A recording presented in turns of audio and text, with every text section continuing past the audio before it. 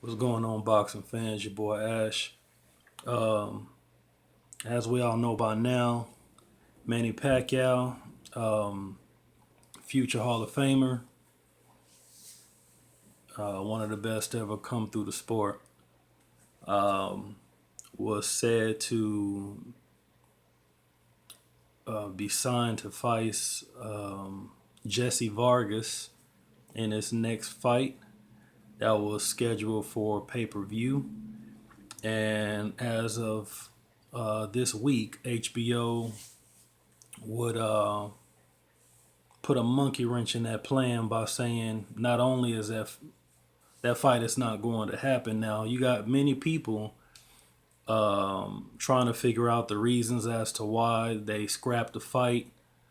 Manny Pacquiao has basically been their only money fighter for I don't know for the last few years or so, being that he was the only pay-per-view fighter that they had left that can actually make them any money from that part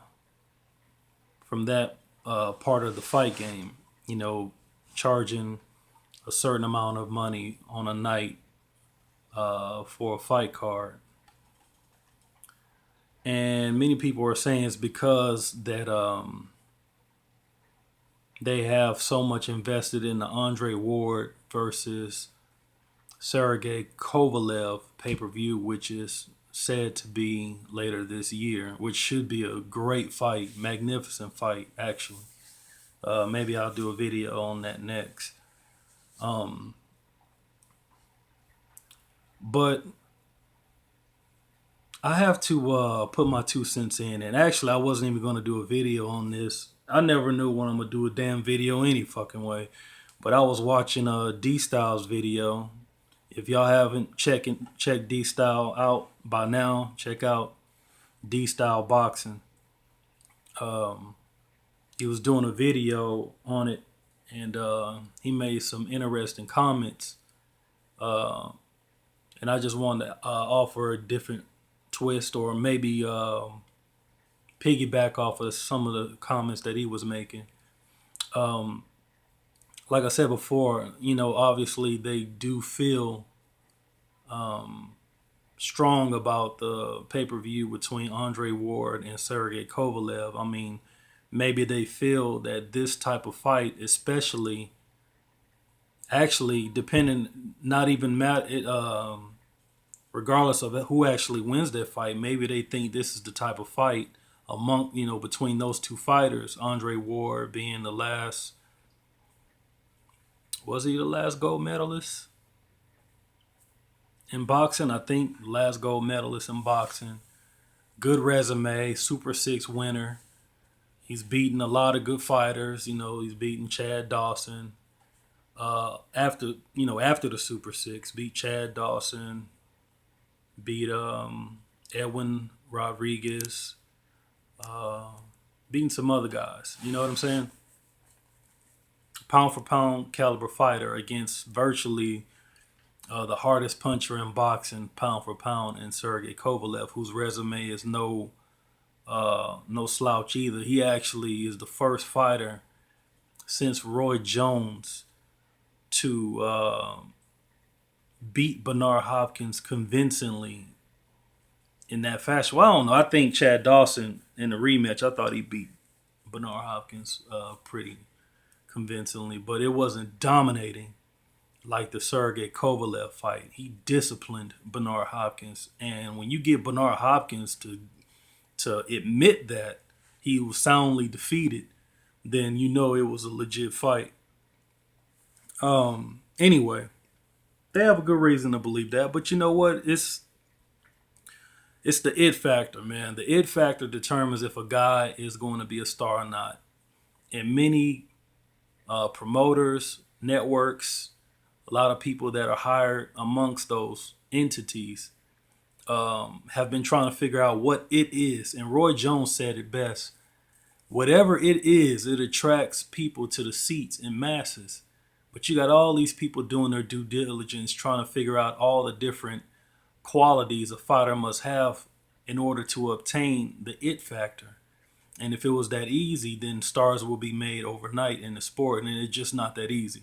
If that was a fact, if that was true, then Andre Ward should be a star in this game.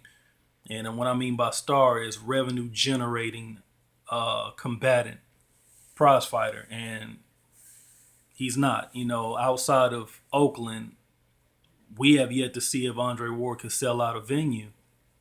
No disrespect on him, it isn't indicative of the caliber fighter that he is. As you just heard a minute ago, I just said he was pound for pound caliber. But anyway, I'm going off of the topic. Pacquiao, Vargas. I don't think that they scrapped that fight primarily because of their focus on the Andre Ward Sergey Kovalev fight. I think it's much more than that. And D Style alluded to it. The losses, the financial losses they have had over the last few years by allowing Bob Arum to take the helm of being the primary promoter on their network, to be able to generate revenue for them because they back top ranked on making these matchups, quote unquote marquee matchups that were supposed to help generate revenue for the network, and it just did not happen. And to some, this comes as some great surprise because now not only is Pacquiao not facing Jesse Vargas, they took his contract and threw it in the fucking trash. So to me, that speaks volumes. Way more in terms of how they feel the last few years have gone. Matter of fact, it speaks volume in terms of how the last few years have gone. And I wouldn't be surprised if they, start allowing other promoters the opportunity to promote their fighters on their network if they're legit fights. Because you let Bob Arum, you gave him unlimited dates on the channel and you didn't benefit whatsoever from it. But I'm not going to put all this on Bob Arum. But if you watch his the way he moves and the way he runs his company, Bob Arum is going to do what's in the interest of Bob Arum. He always has been like that. And he will get in front of a panel of media members and fucking lie his ass off, and they will never hold him to task. And this has been this has been going on for the last 10 years. So one of my biggest things that I live by, and I try to tell people about it whatever they're going through in their life, whether it's some type of domestic violence, you got a broad cheating on you or a dude cheating on you, you got things happening in your family, your kids are in disarray, you allow people to get over on you financially, or whatever the situation may be. What I always say is if you allow it, then you encourage it. And that's exactly what's been going on in terms of HBO and their relationships in the sport of boxing. It's been going on. And I called this out years ago because when I think it was Ross Greenberg stepped down from being at the helm of HBO in terms of running the boxing segment of their network, all the writers marveled at them bringing Ken Hirschman aboard, saying that this was going to take HBO to a new level of championship boxing, that they'll actually get fights that were more meaningful, and they wouldn't spend over their budget in terms of making the great fights, which I still to this day don't understand what vested interest the media member has on regulating what fighter gets what financially. Who the fuck are you, dude? You're not taking any of these fucking punches, man. You're not dealing with any of these. You're not doing any training camps. You're not standing across the ring from a combatant that's trained for weeks to whoop your ass. You don't promote. Why are you so interested in it? That's one of the reasons why I didn't fool with them. And you can name all the top media members they were involved in this. All your favorites, the ones you follow on Twitter. All your favorites. They were the ones writing articles saying that Ken Hirschman was gonna bring HBO to a new level of boxing. I'm paraphrasing. And they were fucking wrong. Because I've been saying it for years that once they brought him on, it has been a catastrophic failure, one after the other. Why did I say that? Is because once they brought him on, he started acting like he was the one that brought these fighters to stardom. He was that, or HBO was the reason why any of these guys had star power. Well, guess what? How come HBO is losing ratings and has been for the last 3 years? HBO is just a network. That's it. The fans choose who will become a star. And this is what happened. Once they brought Ken Hirschman on, they didn't want to fuck with Al Heyman. They didn't want to sign Mayweather a contract. They lost Mayweather, their biggest pay-per-view star. They lost him to Showtime. Then they lost Adrian Broner, the guy, he wasn't the fighter that he is now, or whatever he is right now. He wasn't that. But one thing he was when he was on HBO was he attracted a lot of viewership when he fought. They lost Broner. They lost Canelo, another marquee moneymaker. You know what I'm saying? On the cusp of pay-per-view stardom. I think he may have done a pay-per-view by then. You know, they lost fighter after fighter after fighter. Basically, damn near everybody that was on the Golden Boy roster at that time. Because at that point, it was all about Golden Boy. Golden Boy had damn near every fighter that was out there that was somebody outside of Pacquiao. You know, and Andre Ward, who was with Goose and Tudor at that time. So this decline has been happening since then, and there has been virtually no article out there saying, or alluding to the reasons why HBO was just failing year after year after year. Where were the articles? Where were the writers that were writing so much about how Ken Hirschman was going to turn things around? You know, all you heard was crickets, man. That's why I don't put no stock into those guys. You know what I'm saying? Media is garbage. I've been saying that shit for the last part of these 10 years, man. And it hasn't gotten any better. There's just been more media members popping up, flying by night.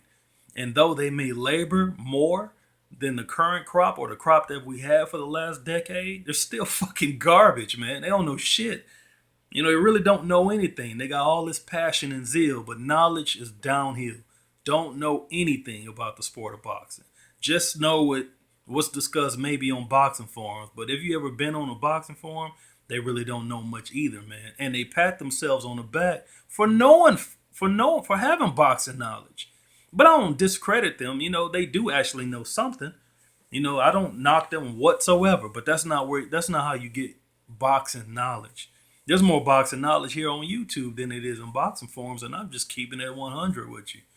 But anyway, man, like I said, it doesn't surprise me that they snatched Pacquiao's contract, but I think it's more alluding to the fact that they allowed Top Rank to be at the helm of making marquee matchups, possibly, generating revenue based on those fights, and it just hasn't happened. It didn't happen for the latter part of the years. And I don't think it's so much as just Pacquiao's fight. I think it's just been a series of downhill actions made on behalf of the brass at HBO Boxing that has brought us to this point that we're at right now. I think it has very little to do with Andre Ward versus Kovalev. If that was just primarily the reason, then why are they scrapping Pacquiao's contract? Why don't they just say, no, we don't want the fucking fight, but, maybe your next fight will take that? Why are they, ripping up his contract? It has to be more. It has to be from the upper level of management that we're not privy to, decisions that they make. And they're basically coming down hard on why their channel has sucked for the last, 5, 6 years. And like I said before, man, it all began when bringing aboard Ken Hirschman. Because once he came aboard, they lost every fighter that was actually making HBO what it was outside of Pacquiao. They lost them all. So I'm not going to put it all on Bob Arum, but Bob Arum has, had this persona like, leave it to me. I'll make the marquee fights. They don't want to fight nobody. And all Bob Arum has done for the last decade is look out for Bob Arum and get in front of the media podium and lie, which he's still doing to this day. And that's probably another reason why they scrapped the contract, because Bob Arum said they tried to make the fight with Pacquiao versus Crawford and that the negotiations fell apart because Crawford did not want to fight Pacquiao outside of 140, which is probably true. He said he wanted to fight at 140 around his weight where he is champion. Well, guess what? Terrence Crawford said they never mentioned anything about the fight to him. Negotiations never got to him. So another lie on behalf of Top Rank. After years and years of fucking lying, it just finally caught up to him. I wouldn't be surprised if they wouldn't allow Top Rank to put any fights together on their channel, and we'll just have to see what happens on that. Let me know what you think, man. I'm done with this, and yeah, we'll just see what happens in the coming weeks. Peace.